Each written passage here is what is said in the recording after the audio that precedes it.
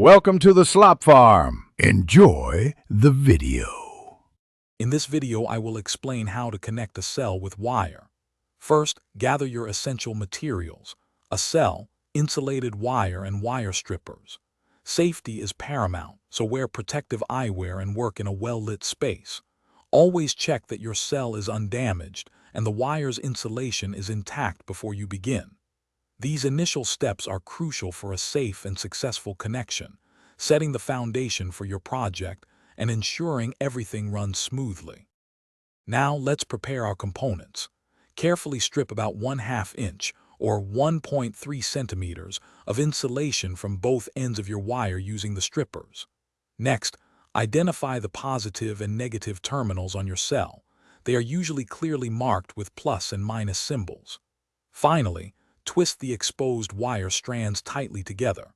This prevents fraying and ensures a solid, reliable electrical connection, which is vital for proper circuit function.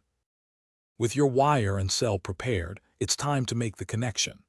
Carefully attach one end of the stripped wire to the positive terminal of the cell, ensuring firm and consistent contact. Then, connect the other end of the wire to the negative terminal, maintaining that same secure connection. If you are using alligator clips, ensure they firmly grip the terminals without any accidental contact between them.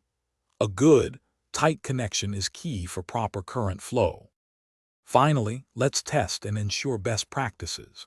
Use a multimeter to verify continuity and confirm the correct voltage output from your cell. For long-term applications, consider soldering your connections or using appropriate connectors for enhanced durability and reliability. Always remember to disconnect the wire from the cell when it's not in use. This prevents accidental discharge and prolongs the life of your cell, ensuring safe and efficient operation. Thanks for watching. Consider subscribing if we helped you today.